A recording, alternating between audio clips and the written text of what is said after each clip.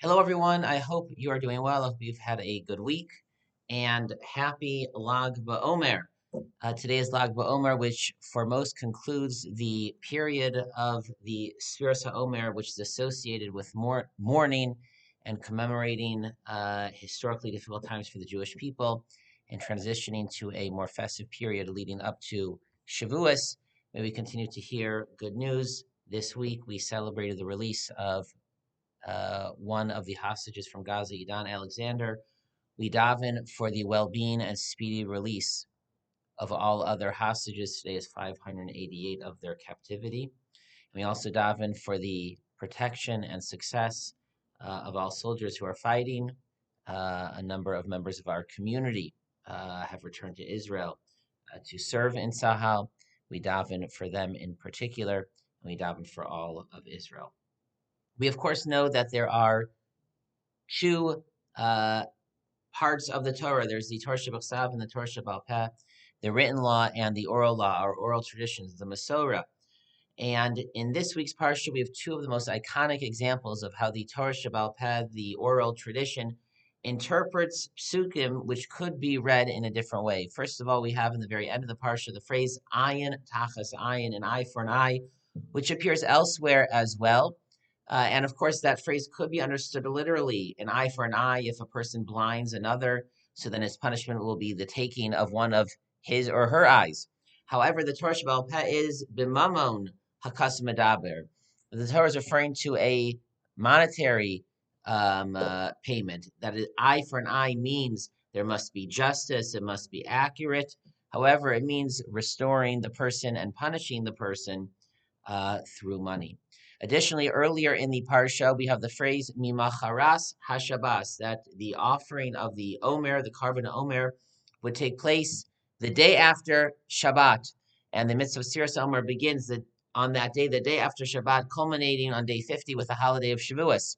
And in the days of the second Beis Hamikdash, there is a great dispute. There are those who rejected the traditions of our sages of Chazal, the Tzedukim, the Baitusim, who understood the pasuk literally, that Sfiras Omer begins the day after Shabbos, the day after Shabbos, Chol Moed of Pesach.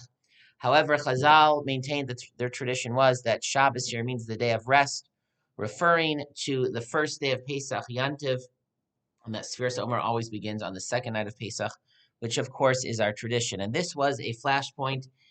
This was one of the fights, one of the major issues that separated those Jews that followed the traditional practices of Chazal and those who found themselves and placed themselves in the camps of the Tzedukim and Baitusim. And the Gemara tells about how when this matter was resolved, there was great celebration by Chazal that they had, so to speak, settled this issue and affirmed the faith of the Jewish people in the Torah Shabbat Peh and their Masorahs, that Mimacharas HaShabbos means the day after Pesach. On these Erev Shabbos videos of our Torah this year, our focus has been on Emunah. Emunah, primarily Emunah in Hashem, faith in Hashem, belief in Hashem, trusting Hashem, feeling Hashem's presence in our hearts. However, Chazal speak of another Emunah, what they refer to as Emunas Chachamim, faith in the sages. And that does not mean that any particular rabbi, even Gadol Hador, cannot make a mistake, but we must affirm a basic faith in the system, in the basic fundamental principles of the Torah Shabbat Peh, and in general, the Masorah, the Torah Shabbat Peh of Chazal. For without it, we wouldn't know what to do. The famous story in the Gemara that a potential convert approached Hillel and said, I want to accept only the written law, not the oral law. And Hillel at first said yes. He taught him the Aleph Bet, to read the Torah, to read the written law. But then the next day he switched and he said the Aleph is a Bet and the Bet is an Aleph. The person said, what do you teach me? I don't understand. And Hillel said, well, if you're going to rely on me to teach you the basics of the alphabet, the basics to be able to read the written law, then you have to trust me and accept the traditions that I carry for the Torah Shabbat Peh more generally.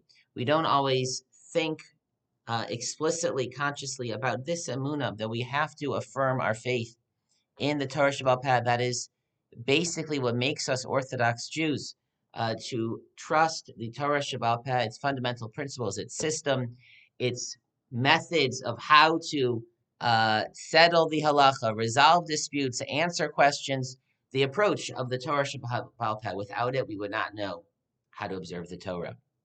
The Mishnah in Pirkei Avos says that there are 48 Kinyanei HaTorah, 48 attributes that a person needs to maximally acquire Torah knowledge and Torah wisdom. And so, of course, that includes listening carefully, thinking deliberately, being willing to forego luxuries, to be able to have focus, to set aside time to study, of course. But included in that list is this idea, emunas, chachamim, faith in the sages. And of course, there's a certain mida keneged mida.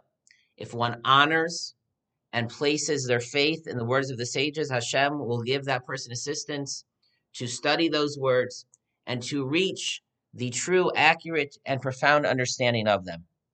However, we can understand why Emunas Chachamim is necessary to become a Torah scholar on a straightforward, natural way as well. If one does not have Emunas Chachamim, if one thinks that sometimes the Gemara is just totally off, if one thinks that sometimes some of the stories in the Gemara are just silly and childish, then you will hear them, and if you do not immediately understand them, or if they do not immediately sit well with you, you'll just discard them. You'll ignore them. You'll move on. You won't try to understand them in a deeper way. You won't challenge yourself and ask, why do I have trouble with this? But if someone has Emunas Chachamim, if someone says, I have faith in the great and profound wisdom of our sages, so of course you will sometimes encounter things that you don't understand, that don't seem to make sense, that are even maybe troubling. But because of that faith, we'll say, I need to think about this. So what does this mean? Because this doesn't make sense. Or why does this not sit well with me? Maybe there's something that I'm coming with that predisposes me to not be willing to hear this or understand it correctly. And that emunah will give us the motivation and the foundation to continue to delve into the words of our sages, to study the words of the Torah until we reach the true and deep understanding of them. The emunah, our emunah in the Chachamim, emunah in the Torah Shabbat Peh is necessary for us to truly understand it and appreciate its wisdom. The Shabbos, Parshas Emor, the Parsha of Ayin Tachas Ayin of Mimacharas HaShabbos, we affirm our emunah in the Torah Shabbat Peh, in the Masorah, in the Chachamim, and by making that conscious affirmation, that should help us delve deeper into their words and to be able to find even greater wisdom and beauty and inspiration in the Torah Shabbat Peh. Good Shabbos, everyone, and Shabbat Shalom.